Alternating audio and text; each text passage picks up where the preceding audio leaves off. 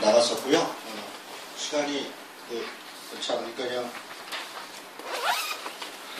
지나가겠습니다. 출애굽기 앞부분 모세 하나님이 사람 준비하는 얘기 좀 했었죠. 그리고 하나님이 누구신가 이런 부분에 대해서 얘기했고요. 4장을 한번 보겠습니다. 출애굽기 4장. 출애굽기 4장 14절.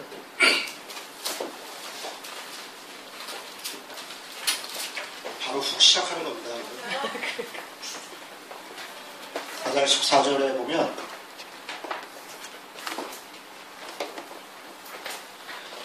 뭐라고 되냐면 여호와께서 모세를 향하여 노하여 이르시되 레위 사람 내 형 아론이 있지 아니하냐 그가 말 잘하는 것을 내가 아노라 그가 너를 만나러 나오나니 그가 너를 볼 때에 그의 마음에 기쁨이 있을 것이다. 지금 무슨 얘기냐면 하나님 앞에서 이제 모세가 내가 말도 잘 못하고 뭐 이렇게 하는데 내가 어떻게 하겠습니까? 그랬더니 아론이 있다. 아론이 말 잘하니까 실력 있으니까 믿고 해라. 이제 이렇게 얘기를 하는. 그리고 20절에 보니까 모세가 그의 아내와 아들들을 나귀에 태우고 애굽으로 돌아가는데 모세가 하나님의 지팡이를 손에 잡았더라. 이렇게 되어 있어요. 그러니까 모세는 원래 지팡이를 들고 다녔습니다. 그러니까 그 광야에서 무슨 일할 때 이렇게 쓰던 지팡이에요. 그런데 지금 그 지팡이를 뭐라고 표현하냐면 하나님의 지팡이라. 그러니까 똑같은 지팡이인데 하나님이 함께 하신다는 거죠. 그 지팡이가 뭐 이렇게 변했다 그런 게 아니라 하나님의 지팡이, 하나님의 능력, 하나님의 손. 이런 표현이 이제 성경의 독특한 표현이에요.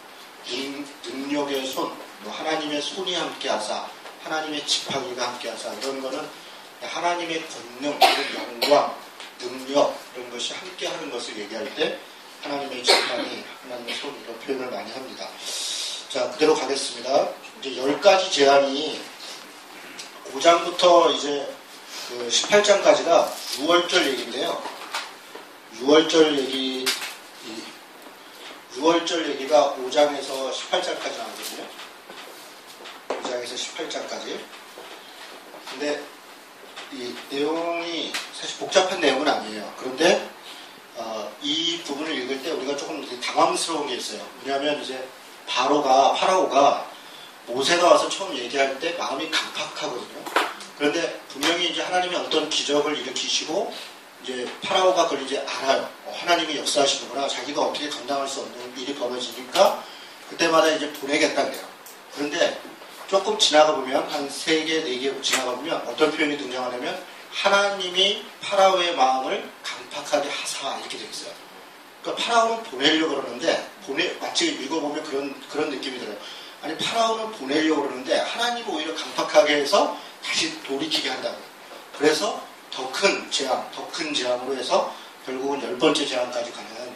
그래서 그걸 가만히 보면 이거 하나님이 너무 하시는 거 아니냐.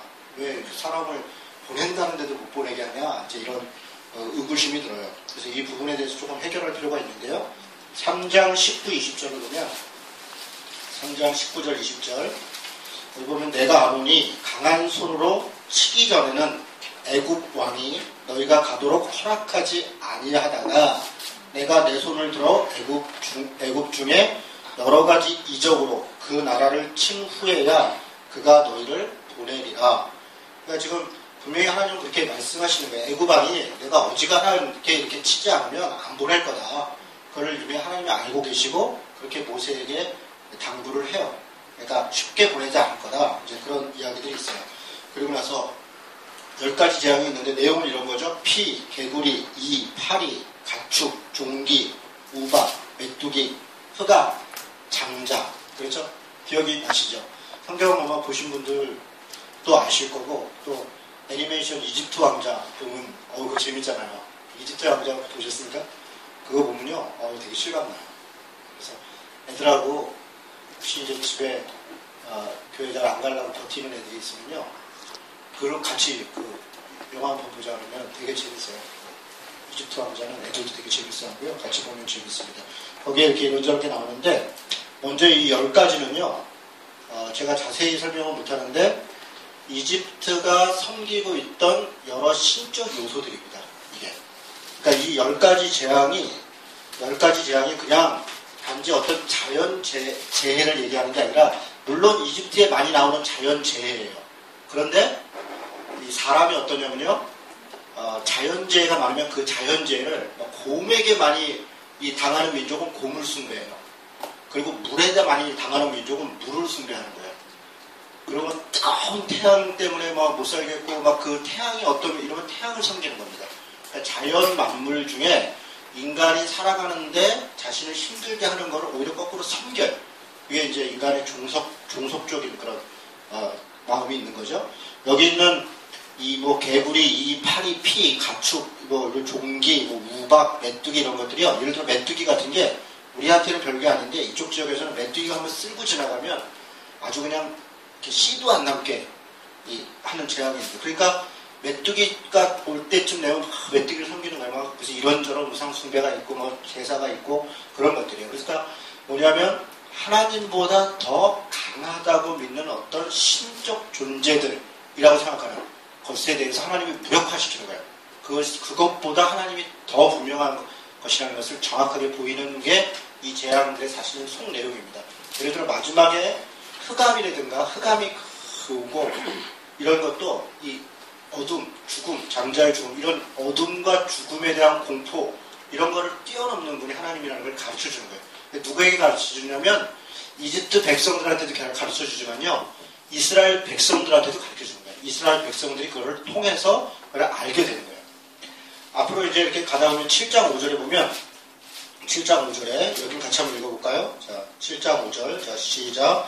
내가 내 손을 애굽 위에 펴서 이스라엘 자손을 그 땅에서 인도하여 낼 때에야 애굽 사람이 나를 여호와인 줄 알리라 하시네. 지금 뭐라고 되어 있냐면 이러저러저러 하면 누가 여호와인 줄을 알리라, 이런 표현이 계속 반복돼요. 나중에 이제 그 15장까지 쭉 6월절 사건 나오고 12장 같은 데가 대표적인데요. 그런데 6월절에 대해서 설명할 때 보면 그러저러해서 여호와인 줄을 알리라. 그러니까 그냥 아는 게 아니라 뭔가 대단히 강력한 고통을 당하거나 어떤 두려움에 직면하거나 하나님의 어떤 권능 앞에 직면한 다음에 그가 여호와구나 라는 걸 안다는 거예요. 이 10가지 재앙이 이걸 통해서 결국은 무엇을 위해서 이런 재앙들이 있냐면 여호와인 줄을 알게 하기 위해서. 그런데 누가 있냐면 첫 번째는요, 파라오와 이집트 백성들이에요. 여러분 이걸 잘 생각해 보세요. 파라오와 이집트 백성들이라는 얘기가 뭐냐면 이 파라오하고 이집트 백성 입장에서는요, 이스라엘 민족을 놔준다는 게 보통 일이 아니에요.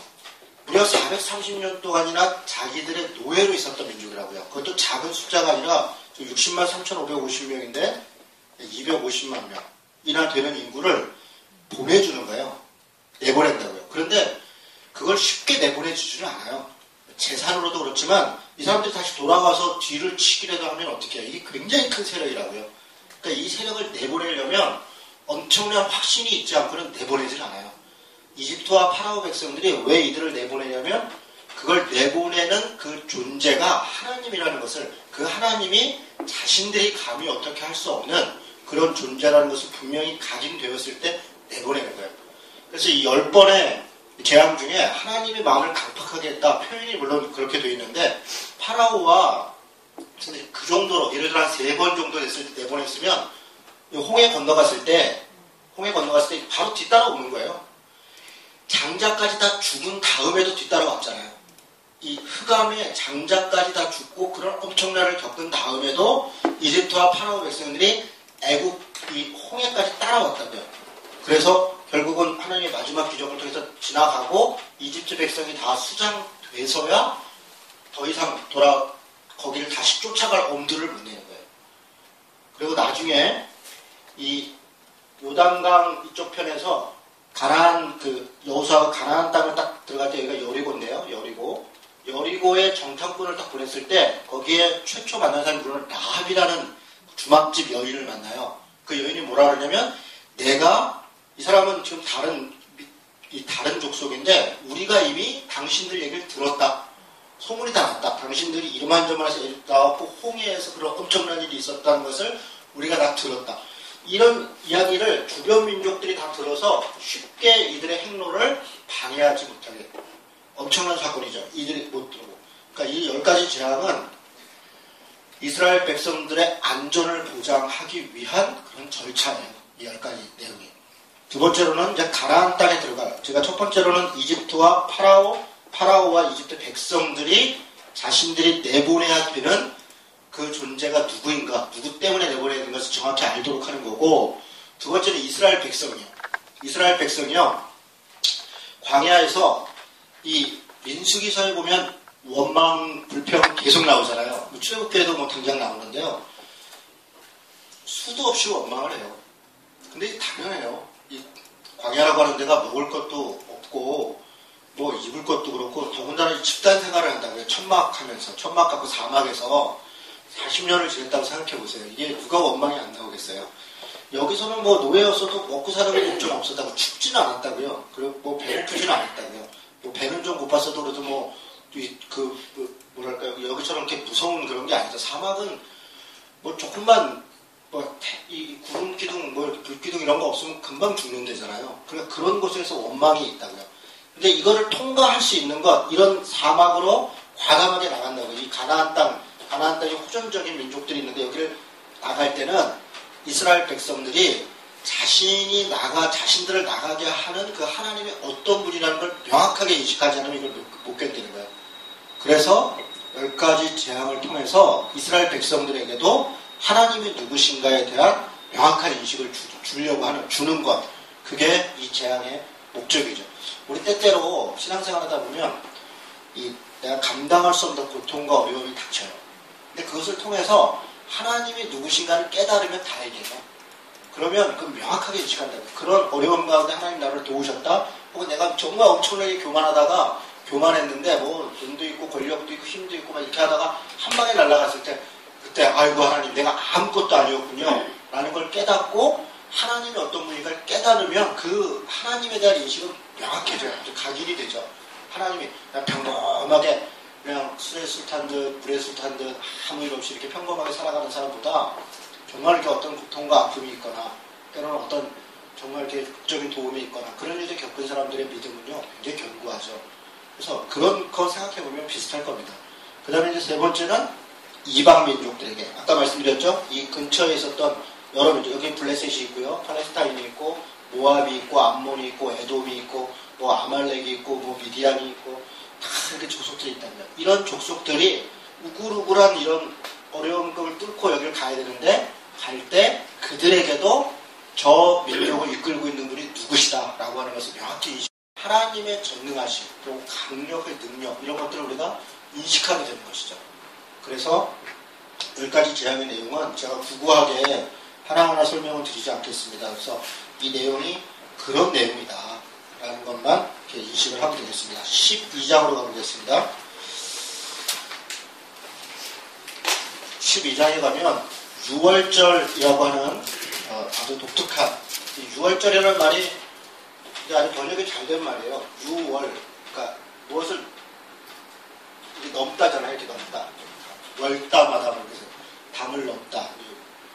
6월하다. 이게 패스오버인데요. 영어로는 패스오버인데 파사흐라고 그러는데 히브리어는 파사흐입니다. 그러니까 그게 영어로 패스오버가 거기서 그대로 나옵니다. 파사흐라는 말이 6월절이에요. 그러니까 넘어갔다. 뭘 넘어간 겁니까? 죽음을 넘어간 거죠. 하나님의 신이 쭉 내려와요. 그런데 다 그 하나님의 거룩함 앞에 부딪히는 모든 것은 다 죽어요. 그런데 어느 지점에서 그걸 넘어가요. 근데 그 넘어가는 지점이 뭐냐면 어린 양을 잡잖아요. 어린 양을 잡아서 그 피를 문설주에다 이렇게 바르잖아요. 그러니까 그 피를 보고 넘어가고 바르지 않으면 죽는 거죠. 유대인이어도 마찬가지입니다. 바르지 않으면 유대인이기 때문에 안 죽은 게 아니고 믿음으로 그 말에 순종하고 거기에 바른 집은 넘어가는 거예요. 그럼 이방인들은 어땠을까요? 그 얘기를 들은 이방인, 옆에 집 보니까 뭘 하는데 너 왜 그러냐? 이만저만 하대. 나도 해야지. 그 사람 사는 겁니다. 그래서 실제로 여기 이 출애굽한 사람들을 보면 이방인들이 있어요. 이스라엘 민족만 있는 게 아닙니다. 여기 보면 12장 48절 보세요.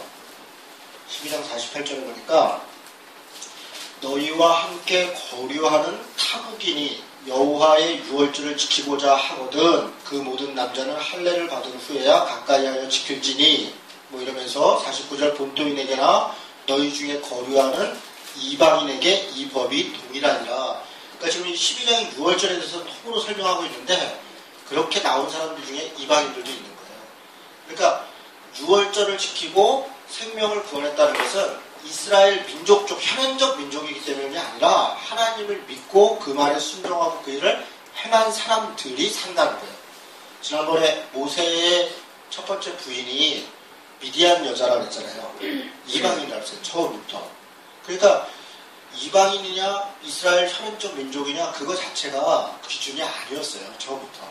그런데 가면서 점점 오히려 이게 민족 국가 형태가 생기고 왕족 국가 형태가 생기면서 민족에 대한 개념이 더 강해진 거죠.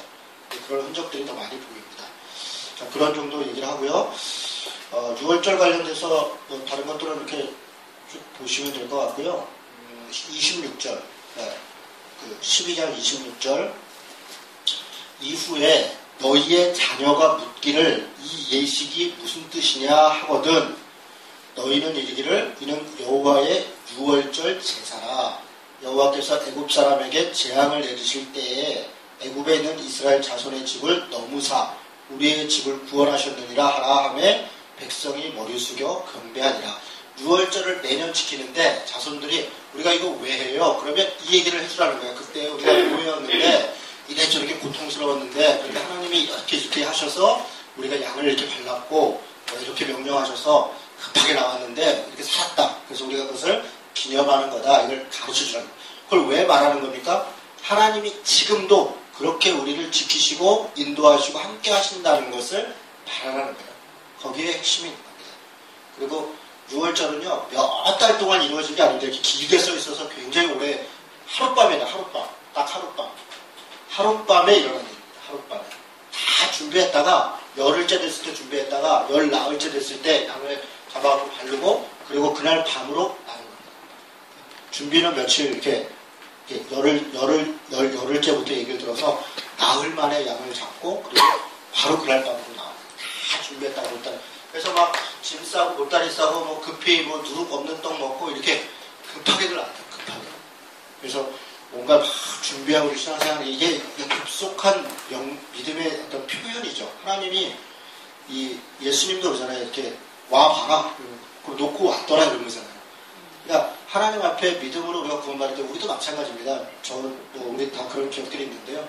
아마 이렇게 모태신앙인 사람들은 조금 그런 경험이 좀 덜하겠지만 중간에 예수님 사람들은 내가 이렇게 다녀보다 보니까 어느 날 내가 이성적으로 알게 돼서 깨닫고 이렇게 물론 그렇게 신앙생활 하는 사람도 있지만 어떤 사람들은 그냥 하루아침에 어느 순간에 내가 이거 왜 이러지? 그러고 그냥 훅 믿어지는 거예요.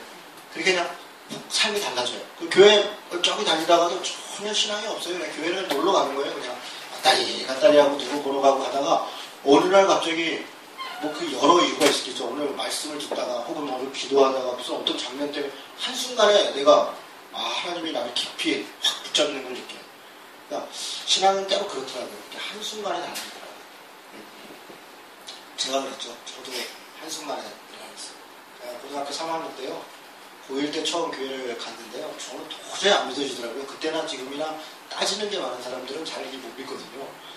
뭐 얼마나 저는 아무리 들어도 뭔가 있긴 있는 것 같아요. 제가 뭔가 있긴 있는 것 같은데 도저히 믿어지지도 않고 믿을 수도 없고 그렇게 그렇게 시간이 가다가 고3 때인데 이제 그 초에 무슨 부흥회를 했어요. 그때 부흥회를 했는데 제 누군지도 기억이 안 나요. 그때 무슨 전도사라는 분이었는데 그분이 누군지도 그날 무슨 말씀을 전했는지도 기억이 안 나는데 기도 시간에 기도를 하는데 뭐 기도도 잘 못하죠. 그냥 뭐 막 남들 막 기도하는데 제가 섬겼던 처음 그 교회가 목사님이 여자분이셨는데 부흥사님이세요. 신현균 목사라고 부흥협회에서 아주 유명한 분인데 그런 협회의 부회장을 했던 여자 목사님이세요. 그러니까 아주 부흥사로 아주 유명한 목사님이세요. 근데 그럼 맨날 기도하고 뭐 통성 기도하고 뭐 무슨 입신하고 막 무슨 뭐 안수하고 막 별거 다 해요. 뭐 방언하고 뭐 산기도 매주 다니고 막 그런 교회예요. 제가 그런 교회를 이제 처음에 제가 막 그랬는데 기도 시작하면 뭐 주여 삼창은 기본이고요. 뭐 5창도 하고 10창도 하고 그렇게 하는 거죠. 막 주여 막 하는데 기도하는데 저는 냉랭한 거예요. 이게 근데 이렇게 그럴따라 이렇게 기도를 하는데 갑자기 이렇게 이런 얘기를 해서 또 어떻게 느낄지 모르겠어요. 이게 십자가가 갑자기 탁 보더니 거기서 피가 막 쏟아지는 거예요. 근데 그 저한테 막 쏟아지는 거예요. 제가 이렇게 딱 깜짝 놀라고 눈을 확 떴어요. 내 옆에 이제 우리 친구가 있었는데 너 봤냐? 그러니까 얘는 못 봤다는 거예요. 근데 저는 너무 생생한 거예요. 그리고 그날 이후로 끝이에요. 무슨 설명이 필요한 게 아니라 그냥 하나님이 살아계시구나. 그날 이후로는 이렇게 완전히 달라졌죠. 그렇다고 뭐 삶이 달라진 건 또 아니에요. 제가 초등학교 때부터 피던 담배를 그때도 못 끊어서 그게 4월이었는데 11월 말 12월 때까지 계속 담배대로 피고 근데 매일주 또 산기도를 혼자 또 다니고 혼자서 산기도를 다니고 뭐 그렇게 다녔던 것 같아요. 그러니까 담배도 희한하게 끊었죠. 그때 이제 주찬양 1집이 있었어요. 그 너구통 당할 게 하고 예수 그 이름 이런 아주 그 유명한 찬양집이죠. 그리고 그거 나왔을 때 딴 얘기하다 오늘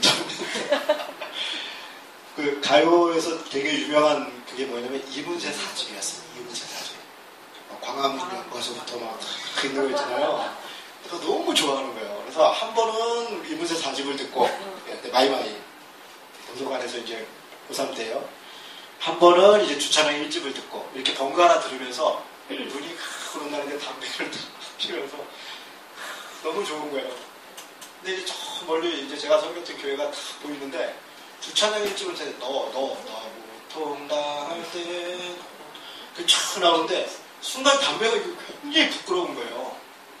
내가 이거 너그 통당할 때 여기까지 담배가 그래서 그날부로 딱 끊었어요. 그날부로 다 치워놓고 쓰레기통에 딱 버리고 그날 이후로 진짜 한 대도 입에 안 댄 것 같아요. 참 희한하죠. 저는 이렇게 하나님이 제가 이렇게 워낙 성격도 있고 그러니까 그런 방법으로 저를 부르신 것 같아요. 만날 때도 그랬고 뭘 바꿀 때도 이렇게 6월절 얘기하다가 하룻밤에 한순간에 달라질 수 있습니다.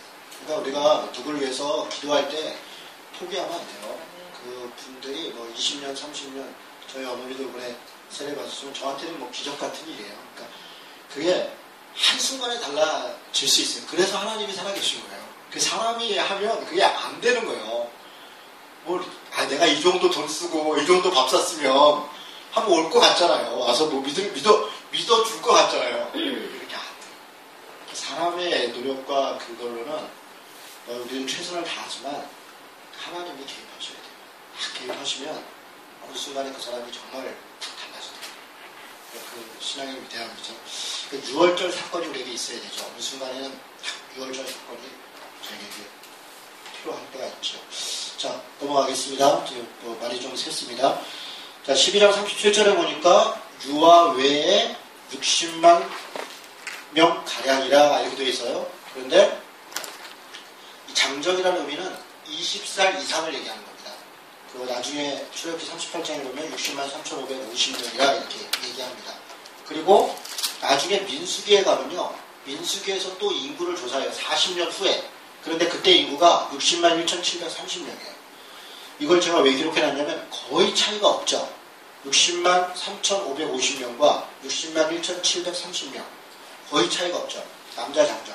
그러니까 이 어목한 광야의 40년 세월을 지났는데도 하나님의 보호하심이 있어서 거의 차이가 없다는 거예요. 우리가 볼 때는 뭐 한 반 이상은 인구가 줄었을 것 같은데 그렇지 않더라. 하나님이 하나님의 백성들을 지키시고 인도하시더라.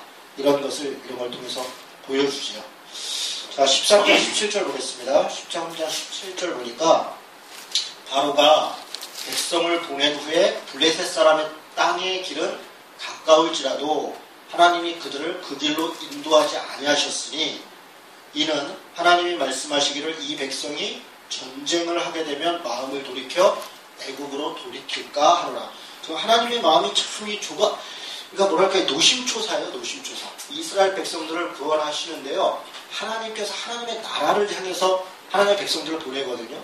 그런데 상당히 조심하고 정말 여러 가지로 한다는 걸 알 수 있어요. 지금 이 블레셋 땅이 어디냐면 여기거든요. 여기 해변가. 지금으로 얘기하면 가자지구, 이 팔레스타인 지역이죠. 여러 번 말씀드렸죠. 블레셋이라는 말이 팔레스타인이라는 말이에요. 그러니까 그게 같은 말인데 그게 아니라 원래 팔레스타인인데 발음을 잘못해서 우리가 블레셋이라고 부르거든요. 그러니까 팔레스타인이죠. 그러니까 여기서 이렇게 홍해가 있으면 뭐 고센 땅에서 이렇게 그냥 가면 되는 거잖아요. 이렇게 이 가나안 땅 이런 거잖아요. 가나안 땅이 여기잖아요. 제가 이걸 너무 이렇게 좁게 그리긴 했는데 이렇게 가면 일주일이면 가는 길이거든요. 그런데 일로 안 가고 일로 돌아서 여기 시내산에서 해서 뭐 일로 돌아서 여기 가데스 바냐에서 뭐 정탐꾼을 보냈는데 왔다가 뭐 돌고 뭐 이랬다는 거잖아요. 일로 왜 안 보냈냐를 또 친절하게 설명하는 거예요. 블레셋 사람들은 호전적이고 힘도 세고 이 해변 민족인데 쌈도 잘하고 해서 전쟁이 나면 얘네들이 깜짝 놀라고 다시 돌아가려고 할까봐 안전한 데로 간다고 한 게 일로 갔다는 거예요. 이렇게 설명을 하고 있는 겁니다. 자, 넘어가서요. 19절에 보니까 13장 19절에 보니까 모세가 요셉의 유고를 가졌으니 이는 요셉이 이스라엘 자손으로 단단히 맹세하게 하여 이르기를 하나님이 반드시 너희를 찾아오시리니 너희는 내 유고를 여기서 가지고 나가라 하였습니다. 이거 기억나세요? 창세기 50장 끝날 때 요셉이 거기서 자기는 여기서 죽지만 내 유고를 나는 또 고향 땅에. 근데 고향이 요셉 입장에서는 고향이 어디냐면 가나안입니다. 가나안. 아브라함이 여기 있었잖아요. 가나안에서 방황하다가 이거 왔다 갔다 했잖아요. 야곱도 여기 있었고. 그래서 상징적으로. 근데 얼마가 지난 거예요? 시간이. 430년. 430년이 지났는데도 그 요셉의 유언을 그대로 유지해서 모세가 그 유고를 들고 나왔다는 거예요. 그리고 여호수아서에 보면요. 여호수아가 나중에 40년이 더 지났잖아요. 그리고 광야 생활하고 그러고 나서 여호수아가 들어갈 때 요셉의 유고를 가져다가 세겜에다가 묻었더라. 이렇게 여호수아서에 또 나와요. 거기 몇 장이에요? 24장 32절에 보면. 그러니까 창세기서부터 해서 이렇게 이런 것들을 하나님이 요셉이 그렇게 했다 이런 어떤 뭐랄까 문학적으로 보면 독설 같은 걸 깔아놓는 거죠. 이 뭐가 있구나. 그리고 그 한 테마를 그대로 가져가서 모세가 들고 갔고 여호수아가 묻었더라. 약속이 성취됐구나. 참 세부적으로 재밌죠. 이런 부분들이 성경이 아주 이렇게 세부적으로 보면 그런 얘기들 아주 구석구석 재밌게 해놨어요. 이런 장면 하나만 붙잡고 드라마를 쓰거나 영화를 만들면 또 재밌죠. 모세의 뼈 어쩌고 저쩌고 이렇게 하면 그걸 뭐 쟁탈하고 뭐 암투고 뭐 요 정도 쓸데없는 얘기를. 그 다음에 어디까지 갔죠?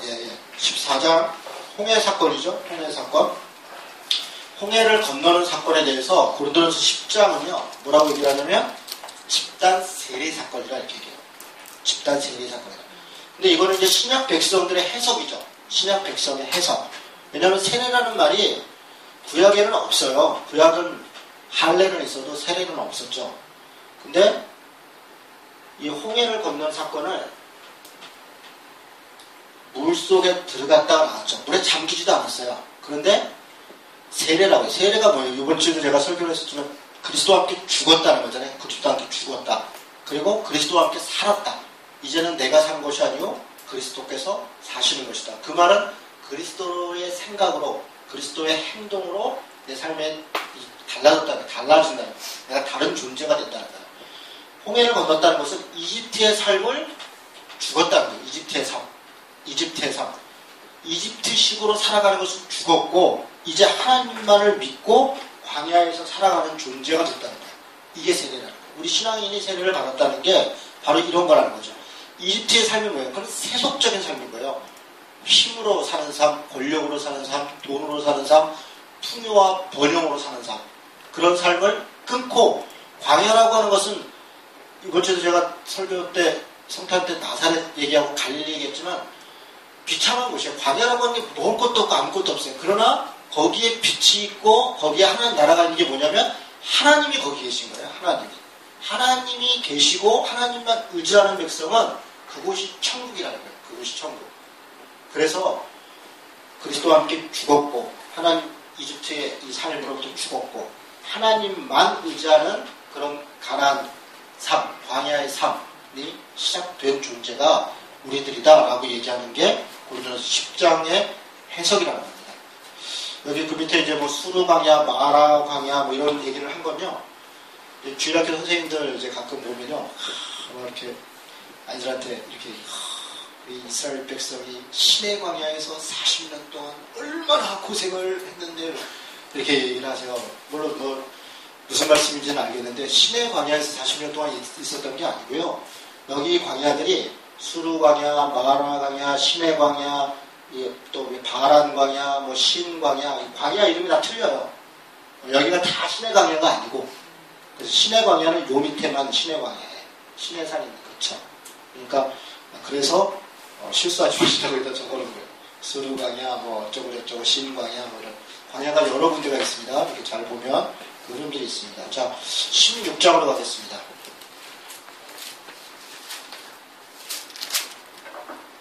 16장에 보면 만나 사건이 나는데요. 만나. 여러분 이거 되게 중요해요. 광야 사건, 광야에 있어서 가장 중요한 모티브, 어떤 사인 같은 게 만나입니다. 만나. 이게 우리 신앙에 있어도 대단히 중요한 일인데요. 16장 4절에 보니까, 그러니까 여기 1절에 보니까 엘림과 시내산 사이에 있는 신광야 이렇게 돼 있고, 뭐 며칠 날 있다가 3절에 이스라엘 자손이 그들에게 이르되 우리가 애굽 땅에서 고기 까마 곁에 앉아 있을 때와 떡을 배불리 먹던 때에 여호와의 손에 죽었더라면 좋았을 것을 너희가 이 광야로 우리를 인도해내어 온 회중이 줄여 죽게 하는도다. 여러분 이게 지금 나온 지요 2개월도 안 된 때예요. 지금 광야에서 출발한 지 신의 광야 19장 나중에 1절에 보면 나온 지 둘째 달 첫째 날 이렇게 얘기했어요. 그러면 지금 이렇게 30일 잡으면 60일 지나서 70일도 안 된 때 신의 산에 도착했다고요. 그러니까 여기 지금 신광야에 있을 때는 한 달 조금 지났나? 이런 정도예요. 그런데 벌써 불평불만이 있는 거죠. 내가 고기 가마 옆에 앉아, 고기 가마에 뭐 들어가 있는 것도 아니고 옆에 앉은 걸 뭘 그리워해요. 옆에 앉은, 뭐 그럴 땐 차라리 죽지, 뭐 이런 얘기를 하는 거예요. 그때 하나님께서 4절에 그때 여호와께서 모세에게 이르시되 보라 내가 너희를 위하여 하늘에서 양식을 비같이 내리리니 백성이 나가서 일용할 것을 날마다 얻을 것이라. 이같이 하여 그들이 내 율법을 준행하나 아니하나 시험하리라. 여러분 이게 중요합니다. 이것도 설교할 때 보니까 어떤 분이 비같이 내렸다. 하나님이 우리한테 그냥 비같이 주신다. 뭘? 그러니까 비같이 많이 내렸다 그러는데 좋았어요. 또 내렸죠. 근데 뭐라고 얘기를 하냐면 그걸 가지고 내 율법을, 이때는 모세의 율법이 만들어지기 전이에요. 이때 율법은 그 십계명이나 이런 걸 얘기하는 게 아니라 하나님의 명령을, 토라라는 단어 그대로 쓴 거예요. 내 명령을 준행하나 아니하나 내가 시험할 것이다. 근데 뭐냐면 만나에 뭘 시험하냐면 그날 먹을 만큼만 그날 갖고 오라는 거예요. 뭐 엄청나게 야 이게 웬 떡이냐 그러고 막 엄청 갖고 오면 하루치 지난 건 어떻게 된다는 거예요? 썩는다는 거예요. 6일째 되면 어떻게 하라는 거예요? 다음날 안식일인데 이틀치 갖고 오라는 거예요. 이틀치. 그러면 그게 안 썩어요. 이틀치를 갖고 오면 그리고 안식일날은 쉬라는 거예요. 안식일날은 쉬라는 거예요. 자기도 쉬기로 했지만 사실 안식일의 정신은 나만 쉬는 게 아니라 내 가족이 쉬고 노예들이 쉬고 같이 온 가축들이 쉬고 땅이 쉬고. 그러니까 사실 안식일은 그래서 이제 요즘은 이제 시대가 이제 이 무슨 날 이렇게 쉬기가 어렵죠. 예를 들어 이제 뭐 유통업을 한다 그러면 24시간 일을 하는 거잖아요. 마트 같은 데는. 그러니까 주일은 일요일 날 교회 가도 종업원들은 못 가는 거잖아요. 그러니까 그런 경우에 요즘 이제 시대가 그렇게 되니까 그런데 그러면 하루를 반드시 쉬게 해야 돼요. 교회 가냐 안 가냐가 중요한 게 아니에요. 사람을 일주일 내내 일하게 돌리는 것은 그렇게 하면 안 돼요. 우리 특히 신앙인들이 사업을 하거나 일을 하면 사람을 반드시 하루 쉬게 해줘야 됩니다. 그리고 그날이 그 사람들은 안식일이에요. 그러니까 그런 배려를 얘기하는 거예요. 나만 쉬라는 게 아니라 나는 뭐 교회 다닌다고 그날 쉬고 좋은 것들을 했으면 그 다음날 쉬게 해줘야 될 거 아니에요. 그 다음날이라도. 그런 배려들에 대한 이야기인데 어쨌든 그렇게 하는 걸 통해서 명령을 지키나 안 지키나를 시험한다는 거예요. 여러분 이게 지금도 마찬가지입니다. 우리가 이제 이 신약으로 넘어오면 예수님이 기도를 하시잖아요. 주님이 가르쳐준 기도.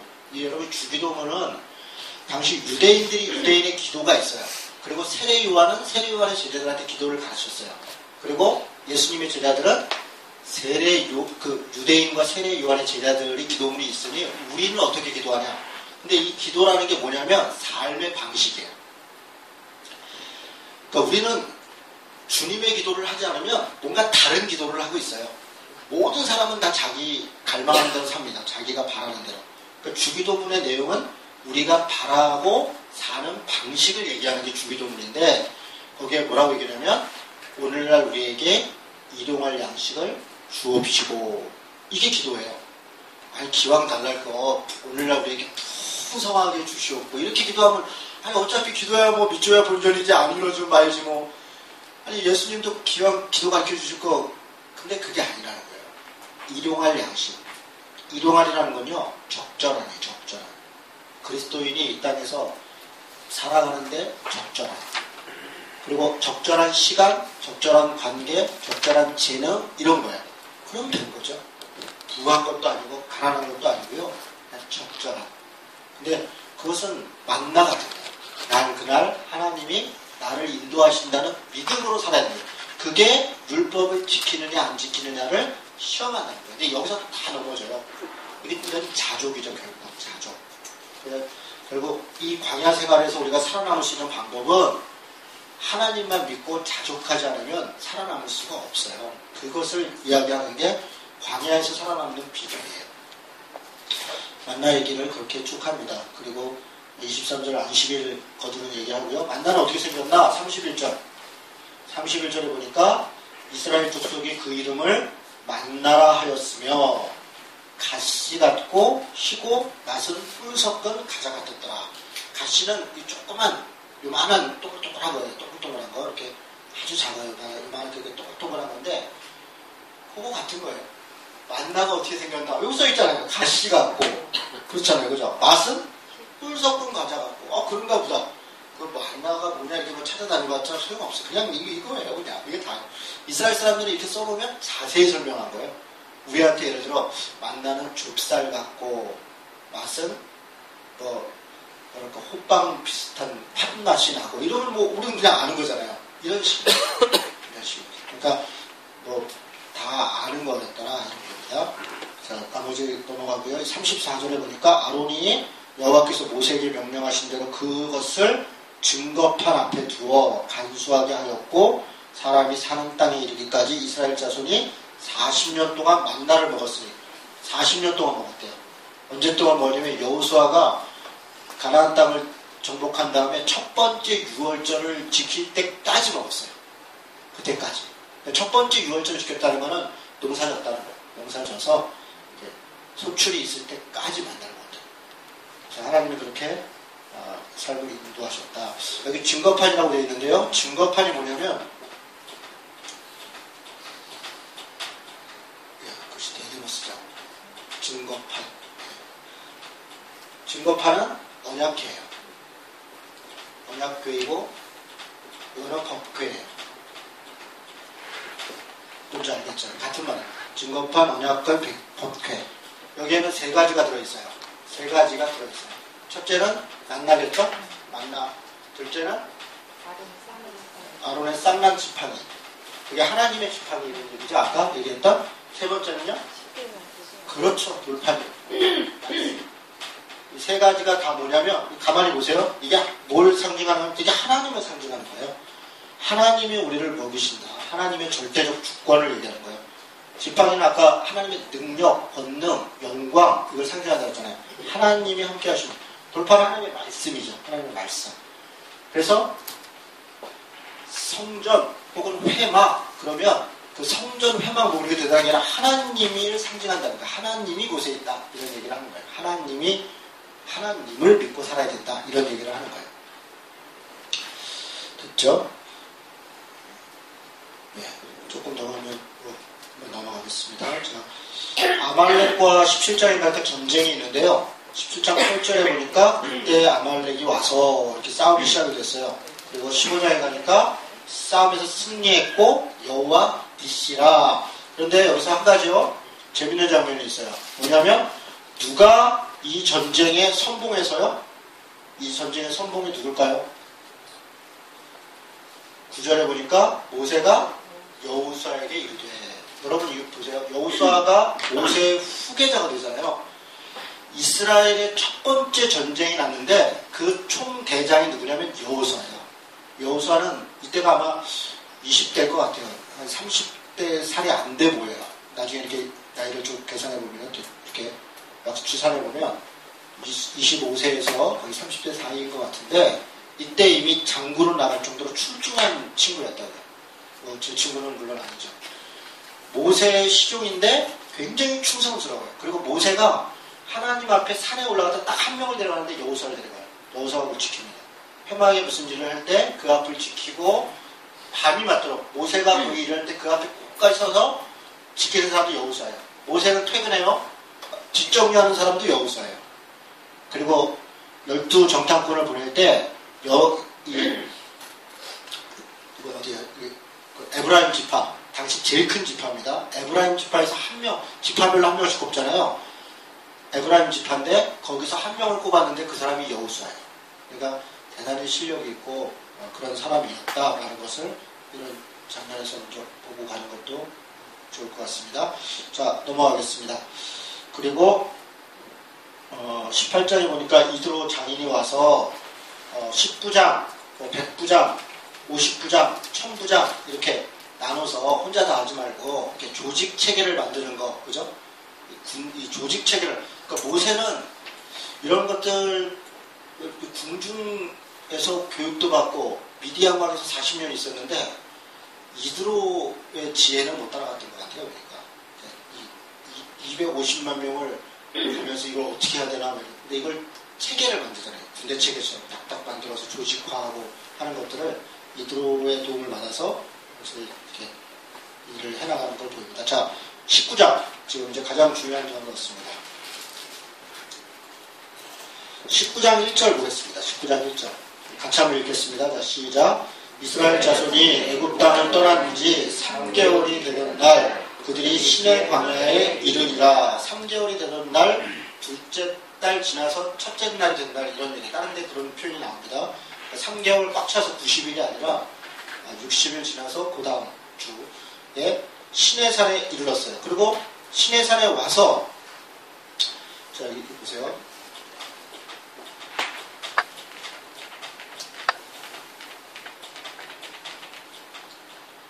시내산이 여기에요.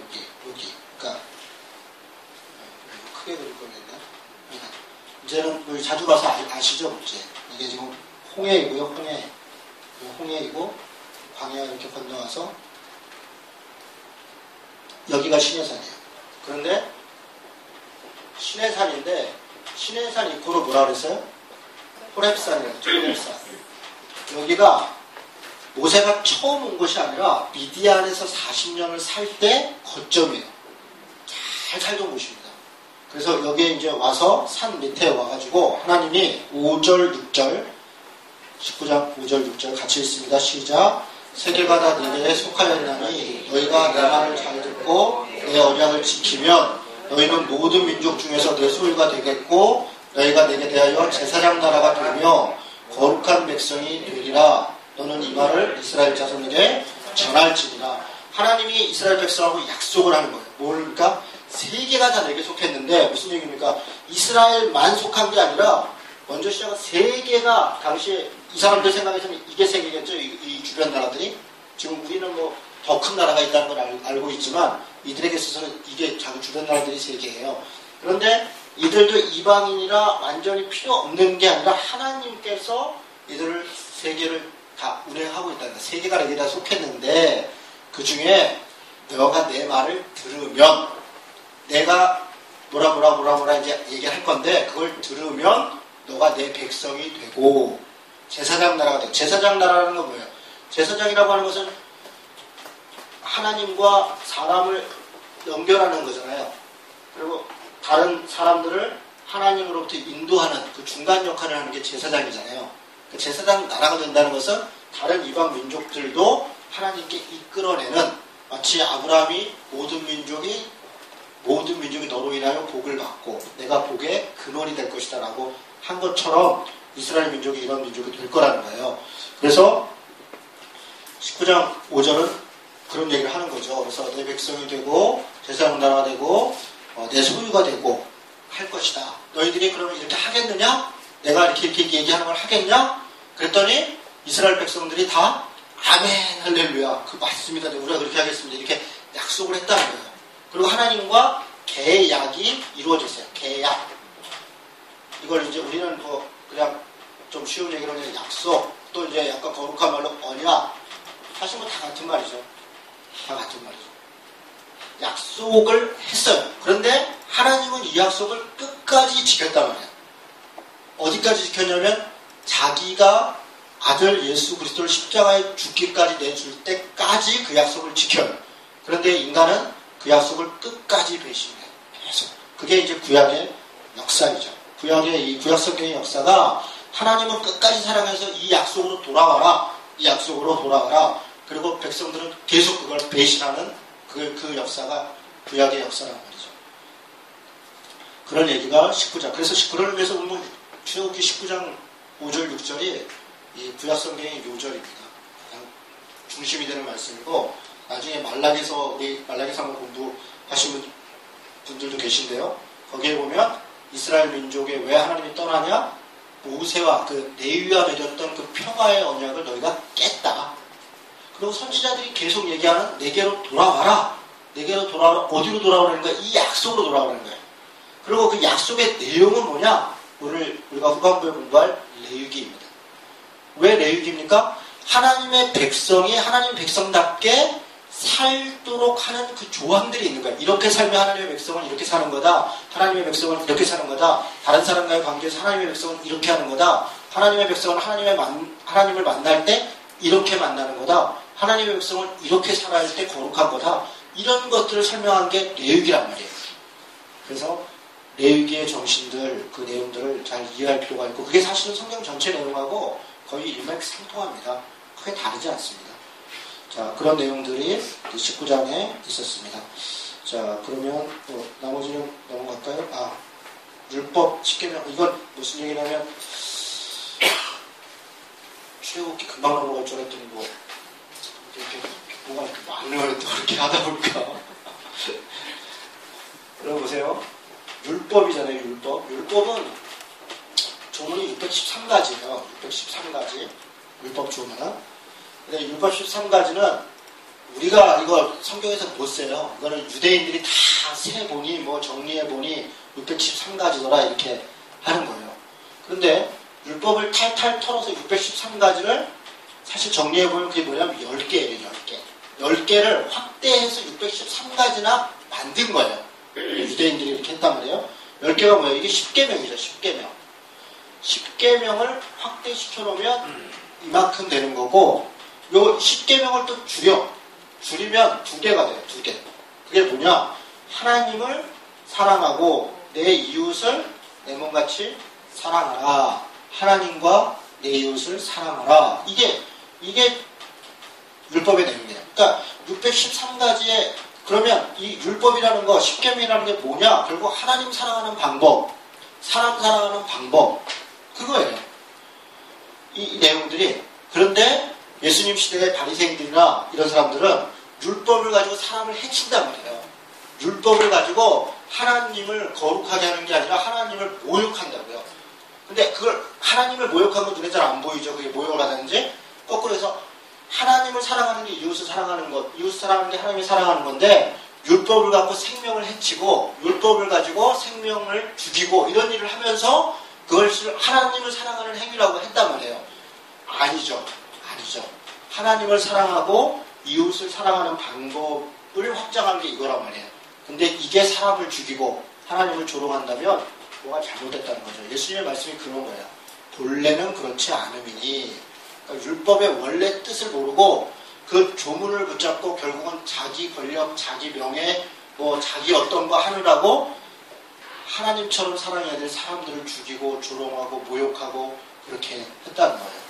우리도 지금 마찬가지죠. 예수 믿는다고 하는 사람 하면서 어떤 직분을 가지고 사람을 조롱하고 무시하고 핍박하고 심지어는 죽이고 그건 있을 수 없어요. 저는 예수 믿는 것으로 어떻게 그렇게 할 수가 있어요? 그건 있을 수 없습니다. 그러니까 우리가 우리 행동을 잘 봐야죠. 내가 예수 믿는다는 것, 예수 믿는 것으로 혹시 무례하게 행하고 있다면 그거는 뭔가 잘못하는 거예요. 그래서 사랑은 무례하지 아니하며 이렇게 돼요. 무례하지 아니하며. 자, 그런 정도로 가겠습니다. 그 얘기들을 한 겁니다. 자, 나머지는 뭐 쭉 가고요. 26장 세세하게는 이렇게 넘어가겠습니다. 나머지는 이제 그 율법에 대한 내용들 몇 가지 뭐 또 10계명 또 몇 가지 장면들이 나오고요. 25장부터 40장은 여기는 이제 두 가지 이야기가 있어요.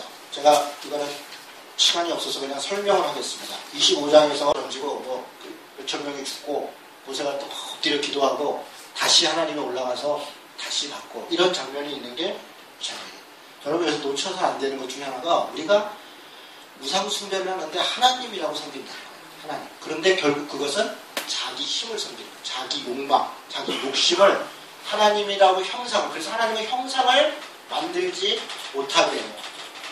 형상을 만드는 것은 하나님을 제한하는 거예요. 하나님은 영이시기 때문에 무슨 모양이 있는 게 아니에요.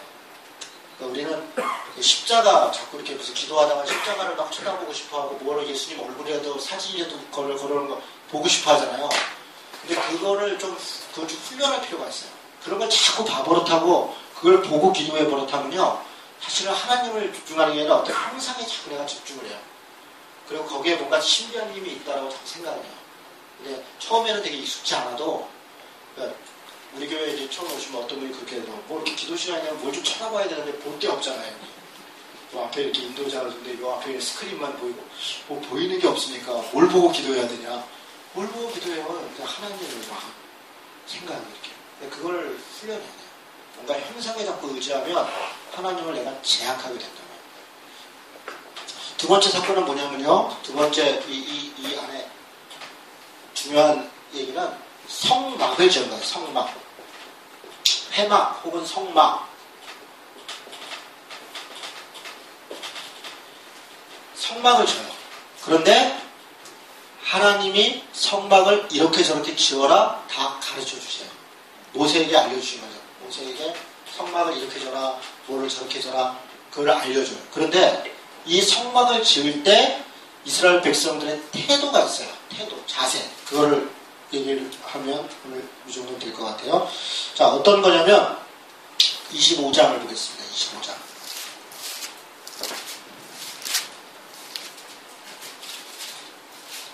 25장 8절에 보니까 내가 그들 중에 거할 성소를 그들이 나를 위하여 짓되 무릇 내가 내게 보이는 모양대로 장막을 짓고 기구들도 그 모양을 따라 지을지니라. 하나님이 모양을 가르쳐줬다는 거죠.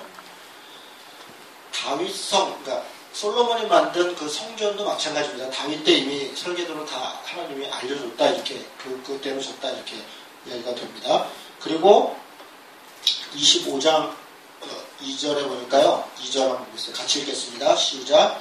이스라엘 자손에게 명령하여 내게 예물을 가져오라 하고 기쁜 마음으로 내는 자가 내게 바치는 모든 것을 너희는 받을지니라. 지금 성막을 짓는데 뭘 갖고 짓냐면 이스라엘 백성들이 내는 걸 갖고 짓는 거야. 내는 걸. 그러니까 모세는 지도자로서 그걸 명령하는 거야. 내야 된다. 이거 하나님이 명령했으니까 우리가 하자. 그런데 기쁜 마음으로 내는 자가 내게 바치는 모든 것을 너희는 받을지니라. 그러니까 스스로 내는 건데 그 뒤에 좀 더 가봅시다. 35장을 가겠습니다. 35장. 좀 넘어가서 35장 5절을 보니까 성막을 질 때 교회 일을 할 때 원칙이 여기 있습니다. 35장 5절을 보니까 너희의 소유 중에서 너희는 여호와께 드릴 것을 택하되 마음에 원하는 자는 누구든지 그것을 가져다가 여호와께 드릴지니. 그러니까 마음에 원하는 자는 그게 무슨 얘기예요? 스스로 그러니까 스스로 할당해가지고 뭐 너는 얼마 이렇게 되는 게 아니에요. 뭐 이렇게 10사람 있으니까 10사람 10분의 1 해가지고 10만원 드니까 만원씩 그런 게 아니라 마음에 원하는 대로 또 자기 소유가 있는 대로 그 안에서 기쁜 마음으로 했다는 거예요. 21절 보세요. 21절과 마음이 마음이 감동된 모든 자와 자원하는 모든 자가 와서 회막을 짓기 위하여 무엇을 여호와께 드렸으니 22절에도 곧 마음에 원하는 남녀가 이걸 다 원하는 이죠. 마음의 감동을 받아. 그러니까 이게 스스로 했다 그러지 뭘 억지로 한 게 없어요. 29절부터 마음에 자원하는 남녀는 누구나 여호와께 모세의 손을 빌어 명령하신 모든 것을 만들기 위하여 물품을 드렸으니 이것이 이스라엘 자손이 여호와께 자원하여 드린 예물이니라. 그리고 어디 있더라 제가 이거 기억이 안 나는데 어디서는 이제 가져오지 말라 그래요. 너무 많으니까. 어디 있죠 제가. 예, 제가 어디 그래 잘 안 들어오네요. 무슨 얘기냐면 갖고 오는 데는 그냥 무조건 다 받아서 뒤로 챙기면 안 돼요. 예를 들어 무슨 요만한 성막을 짓기로 했다. 그럼 이게 비용이 얼마가 든다. 그러면 같이 하는 사람들이 했으면 지도자들이 이 정도면 됐습니다. 이렇게 해야지. 그냥 일단 받아. 그리고 넘치면 더 크게 줘. 그러면 안 된다는 거예요. 규모 있게 계획 있게. 이해가 되시죠? 그렇게 해야 돼요. 근데 우리가 이제 교회에서 무슨 일을 할 때 이런 정신들을 잘 준행하는 게 중요합니다. 그래야 이렇게 서로 안에 신뢰가 있고요. 또 자발성도 있고 헌신도 있고 그 다음에 또 함께 일하는 재미도 있고 이런 거.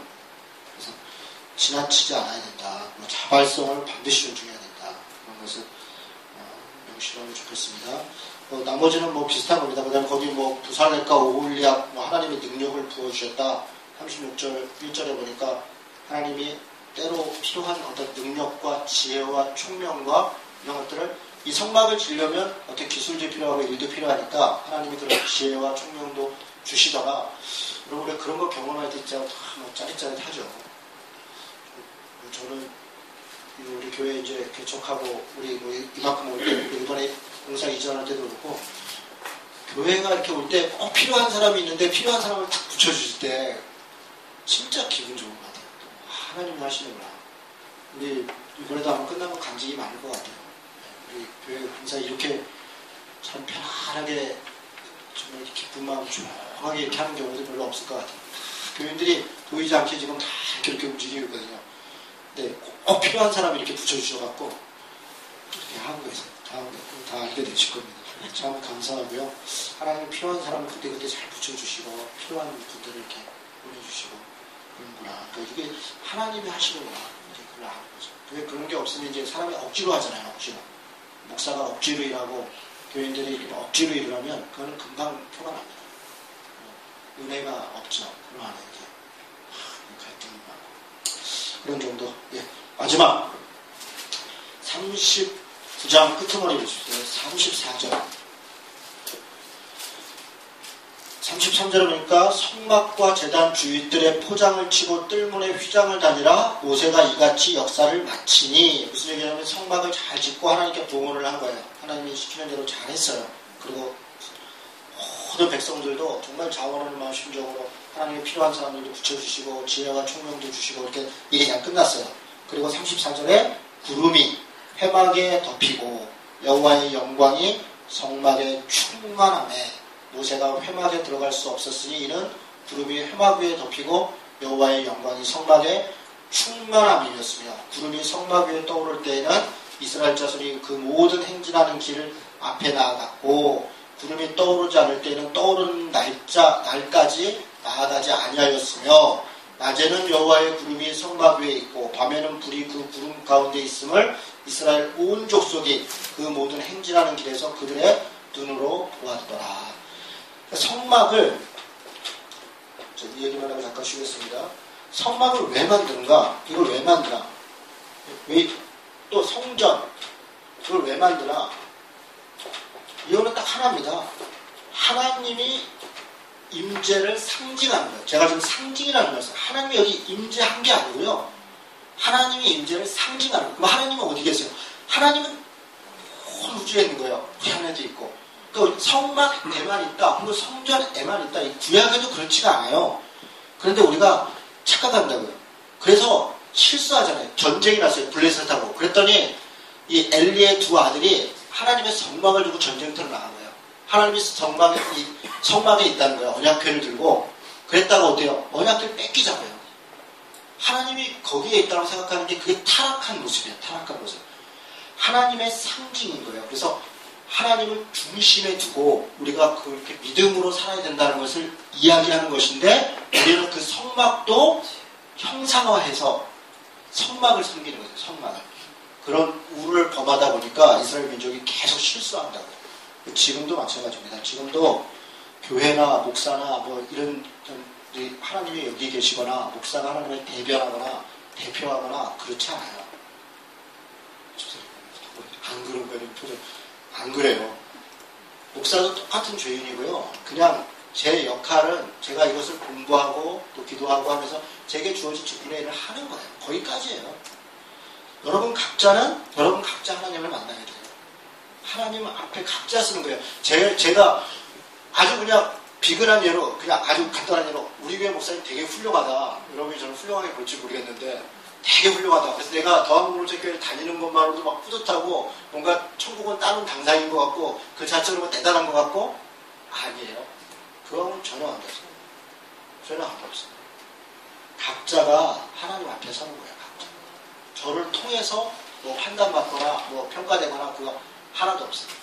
여러분, 우리는 온 우주 가운데 있는, 각자 가운데 있는 하나님 앞에 그렇게 서는 것이다. 그리고 그 하나님이 나를 이끌으시는 대로 순종하고, 구름 기둥이 떠오르면 가고 불기둥이 있으면 서고, 이렇게 그 인도함을 받아 살아가는, 개인도 그렇고 교회도 그렇고 그렇습니다. 네, 잠깐 쉬었다가 레위기 오늘 서론 정도 하는 말씀을 드렸습니다. 마치겠습니다. 이들에게 속한 이런 말이에요. 근데 구약성경은 민수기도 빼미 미드바르가 광야인데, 광야에서 이런 말인데, 이게 무슨 특별한 의미가 있는 건 아니에요. 왜 이런, 예를 들어 뭐 레비티콘이라는 건데, 이거는 히브리어의 그 성경의 첫 번째 단어, 그러니까 레위기의 첫 단어가 레위인에게 이래요. 첫 단어를 가지고 제목을 쓴 거예요. 제목을. 그래가지고 뭐 특별한 의미가 있는 건 아닙니다. 그리고 기록 장소가 이 레위기 안에 몇 군데 나오는데요. 7장 한번 볼까요? 7장 38절. 이 기록 장소가 나오는 요 지점들이 레위기의 어떤 단락들을 얘기해요. 그러니까 끝날 때마다 어디서 누가 기록했느니라 이렇게 얘기를 해요. 7장 38절에 보니까 같이 읽어볼까요? 여호와께서 시내 광야에서 이스라엘 자손에게 그 예물을 여호와께 드리라 명령하신 날에 시내산에서 이같이 모세에게 명령하였더라. 그렇죠? 이렇게 나와있죠? 시내산에서 모세에게 여호와께서 명령했다. 아까 우리 얘기했던 그 시내산이죠. 그러니까 그러면서 사실은 7장까지가 한 단락이 끝나고 8장부터 새로운 얘기가 진행이 되는 거예요. 25장 1절에도 보니까 여호와께서 시내산에서 모세에게 말씀하여 이르시되, 이것도 뭔가 좀 새로운, 뭔가 중요한 얘기가 시작될 때 이 얘기를 하는 거예요. 여호와께서 시내산에서 이렇게 얘기하는 거예요. 그 다음에 26장 46절에도 이게 사실 레위기는 26장에서 끝나요. 그리고 27장은 부록이라고 해요. 부칙. 우리 규약 같은 거 보면 나중에 보면 부칙이 있잖아요. 부칙. 이게 27장은 부칙 같은 거예요. 26장으로 내용이 일단 종결이 됩니다. 본 내용은. 종결되면서 뭐라고 얘기하냐? 이것은 여호와께서 시내산에서 자기와 이스라엘 자손 사이에 모세를 통하여 세우신 규례와 법도와 율법이니라. 그렇죠? 이렇게 딱 얘기를 해요. 그리고 또 뭐가 있나요? 27장 34절 맨 마지막이죠. 네, 맨 마지막에도 이것은 여호와께서 시내산에서 이스라엘 자손을 위하여 모세에게 명령하신 계명이니라. 지금 이게 어디서 누구에게 왜 이걸 출처를 잘 밝혀놨죠. 그래서 레위기는 시내산에서 그때 한 것이다. 자, 18장 3절에서 5절 기록 목적이 있어요. 레위기의 기록 목적 3절에서 5절 말씀 같이 읽겠습니다. 시작. 너희는 너희가 거주하던 애굽 땅의 풍속을 따르지 말며 내가 너희를 인도할 가나안 땅의 풍속과 규례도 행하지 말고 너희는 내 법도를 따르며 내 규례를 지켜 그대로 행하라. 나는 너희 하나님 여호와니라. 너희는 내 규례와 법도를 지키라. 사람이 이를 행하면 그로 말미암아 살리라. 나는 여호와니라. 지금 뭐라고 말씀하시냐면, 잘 보세요. 지금 이 법도와 규례, 명령, 레위기 말씀을 주시면서 주시는 이유가 뭐라고 말씀을 하시냐면, 이집트 백성과 달리 또 가나안 족속의 풍습과 방식과 달리 이집트 백성처럼 살지 말고, 가나안 백성처럼 살지 말고 하나님의 백성처럼 살기 위해서 이 명령과 규례를 줬다. 이 명령을 지키는 것이 나로 말미암아 너희가 사는 길이다. 살기 위한 길이라는 거예요. 우리는 이제 계명을 받으면 아이고 이게 어려운 걸 나를 죽이려고 그러는구나, 이거 나를 귀찮게 하는구나, 이것 때문에 내가 못 살겠구나, 그런 게 아니라 계명을 준 것은, 명령을 준 것은 살리기 위한 것이라고. 사실은요, 이 레위기의 계명이 쉬운 거예요. 당시 이스라엘 백성들에게 문제는 뭐냐, 이걸 지키기 어려운 게 아니라 가치의 문제예요. 그러니까 가치. 그러니까 윤리 도덕의 문제예요. 그러니까 그 일을 하는 게 어려워서가 아니라 그렇게 하면 자기가 때로는 손해를 보거나 혹은 올바른 건데 그렇게 하는 것보다 이쪽 게 더 이득이 커 보이는 거, 그런 거를 포기하고 이렇게 하니까 이걸 안 하는 거예요.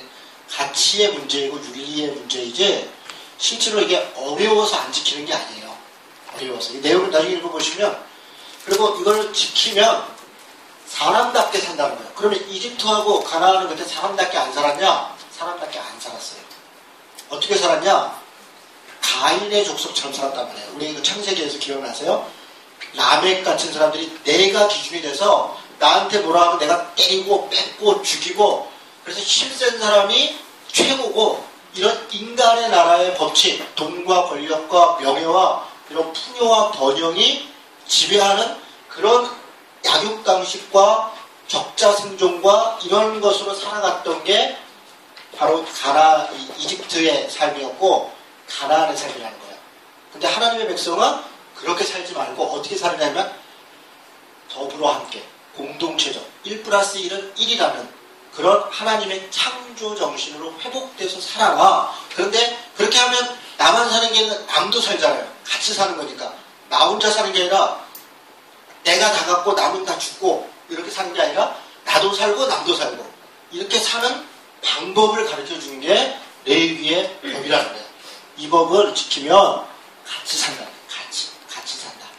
이건 살기 위해서 주신 것이다. 그래서 다 같이 지키면 다 같이 사는데, 문제는 하나님의 약속을, 이 명령을 어기고 내가 내가 살겠다고 이렇게 배신을 했다는 거야. 내 중심.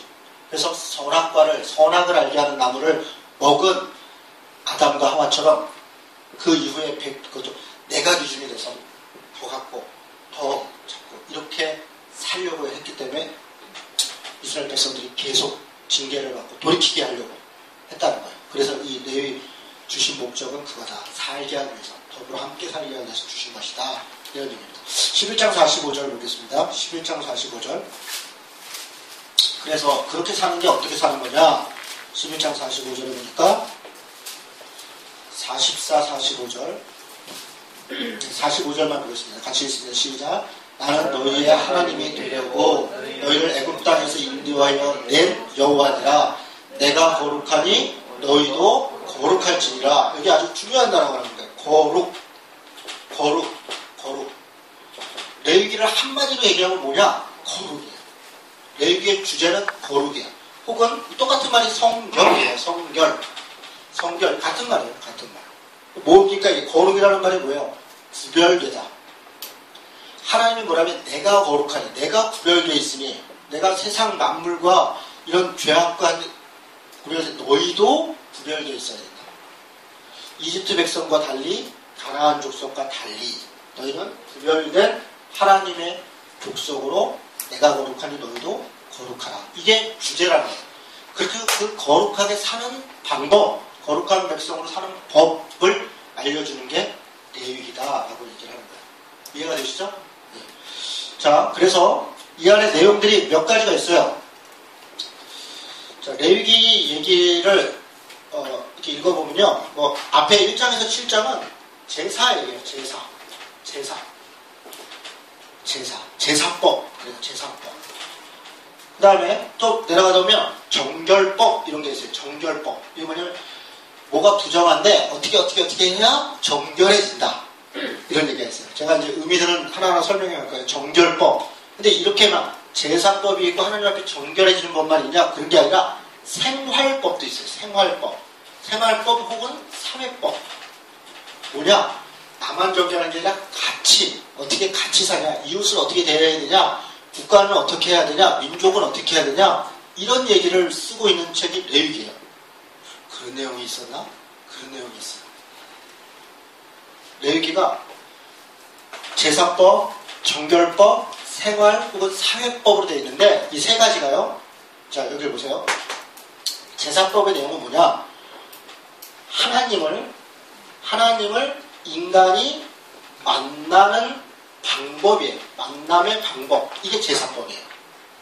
여러분 우리 여러분 집에서 제사 지내보셨나요? 저희 집은 1년에 9번씩 제사 지내던 집인데요. 무슨 많잖아요. 이렇게 상차림의 방법이 다 있잖아요.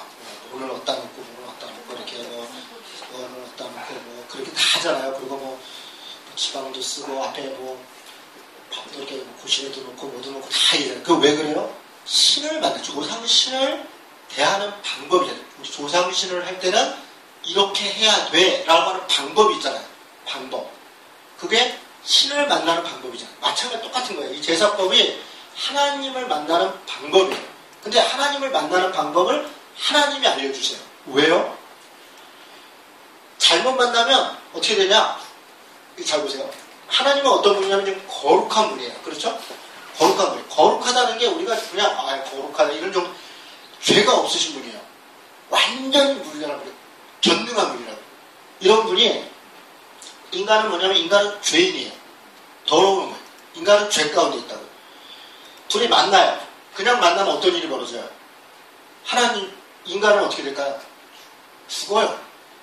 인간은 거룩한 하나님, 전능한 하나님을 자기 죄가 조금이라도 있으면 그 죄의 대가로 인해서 인간은 죽을 수밖에 없는 거예요.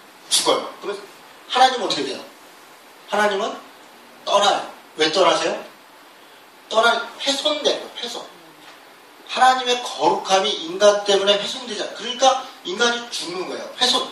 하나님이 거룩한데 그냥 이렇게 딱 만나면 그래서 하나님이 피하는 거예요. 떠나.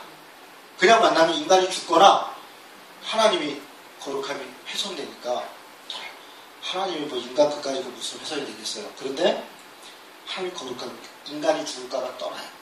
그래서 그 죄인인 인간이 하나님을 만나려면 이렇게 해야 된다. 이렇게 가져야 된다라고 하는 방법을 아주 자세하게 설명해줘요.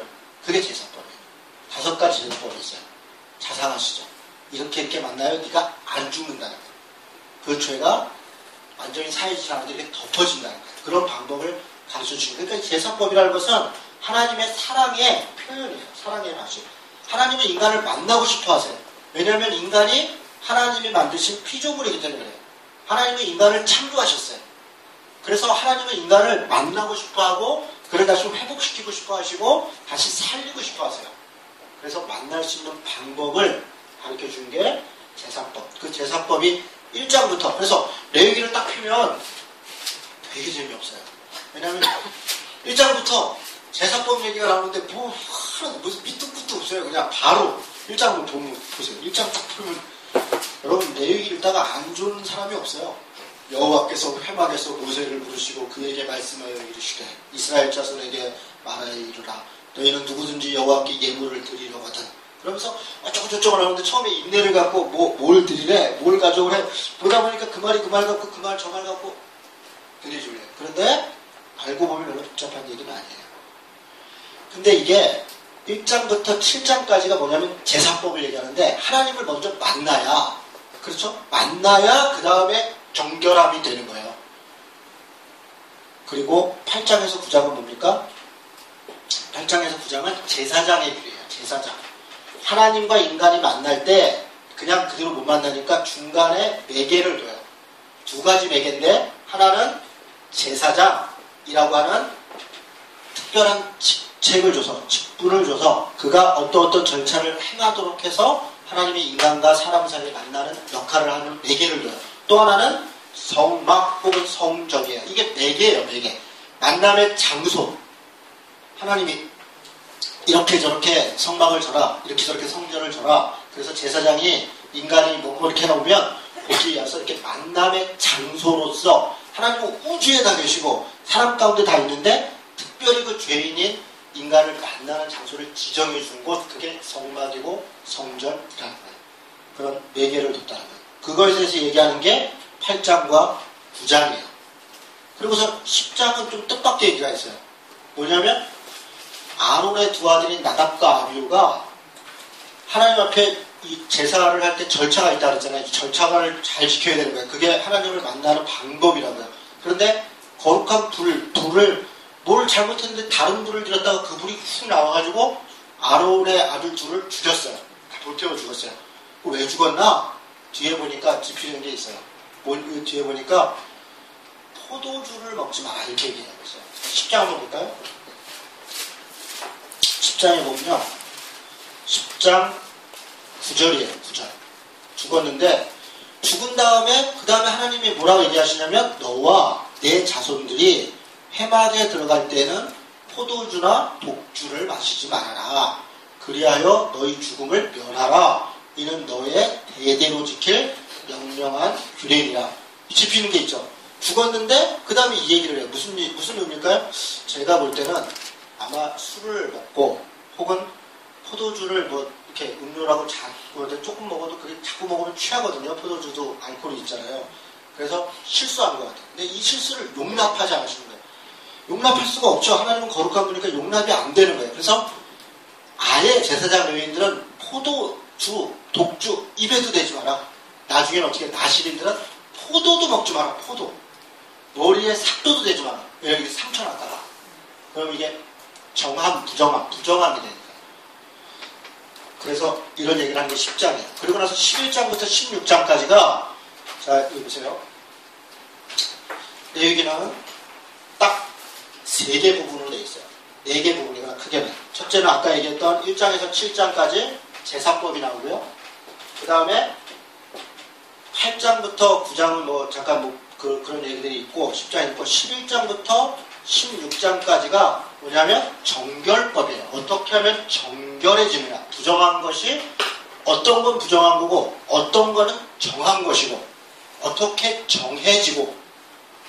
지금 제가 이 용어를 잘 이해해야 되는데 10장 10절 한번 보세요.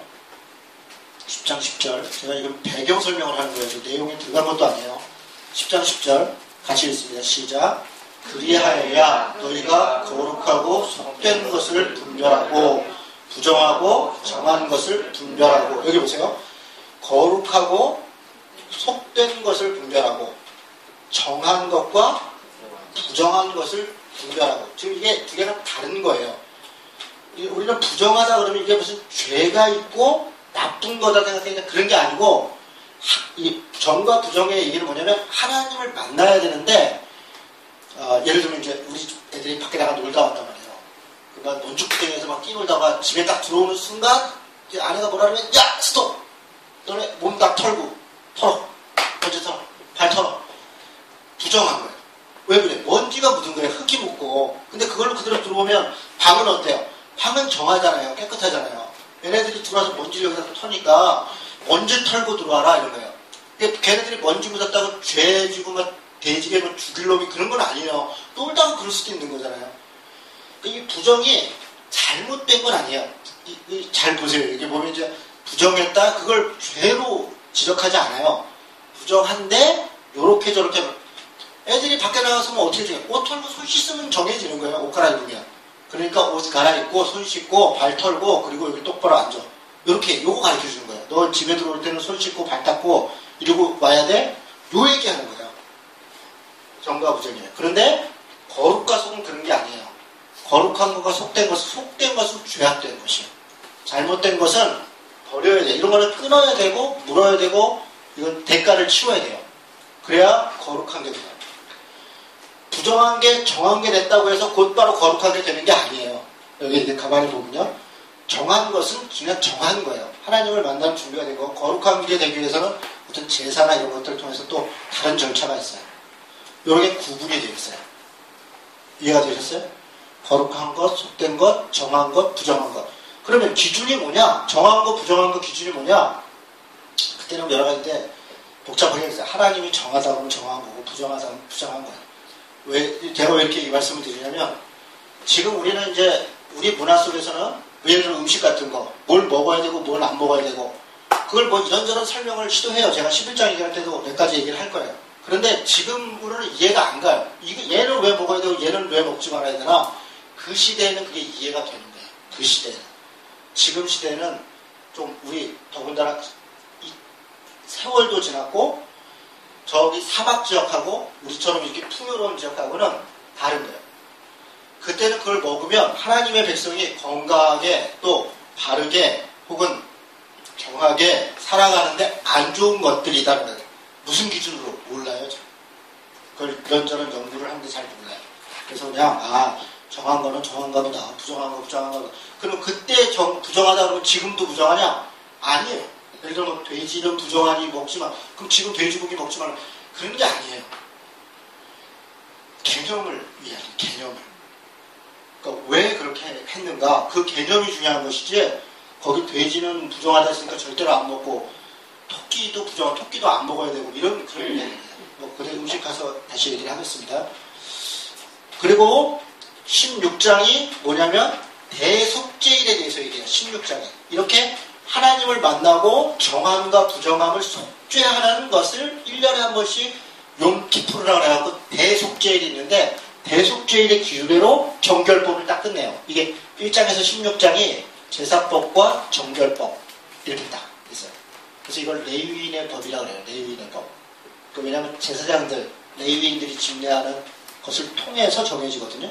그리고 17장부터 26장까지는 성결의 법 이렇게 얘기하는데 이게 무슨 얘기냐면 생활법, 사회법 이렇게 정해진 혹은 이런 자들이 어떻게 삶 속에서 관계 속에서 국가 속에서 이웃과의 속에서 생활 속에서 거룩한 자로 정한 자로 사느냐 하는 그 방법을 이야기하는 게 17장에서 26장 생활법이에요.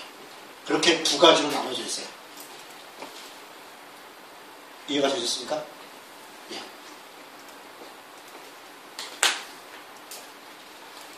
알고 있죠?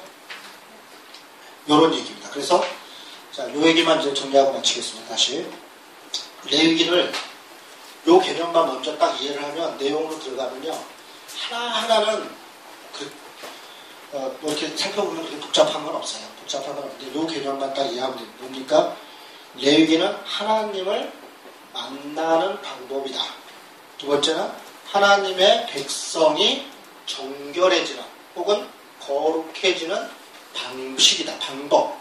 하나님을 만남을 통해서 어떻게 부정했던 혹은 속됐던 것이 정함과 거룩함으로 가는가에 대한 방법이다. 세 번째는 그런 하나님의 백성이 어떻게 거룩하게 살아가는가.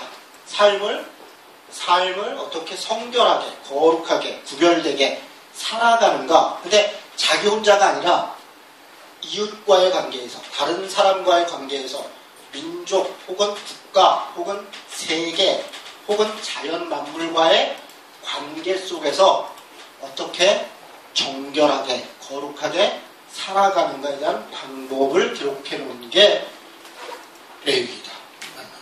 그 세 그룹으로. 됐죠? 여기까지 할 건데요.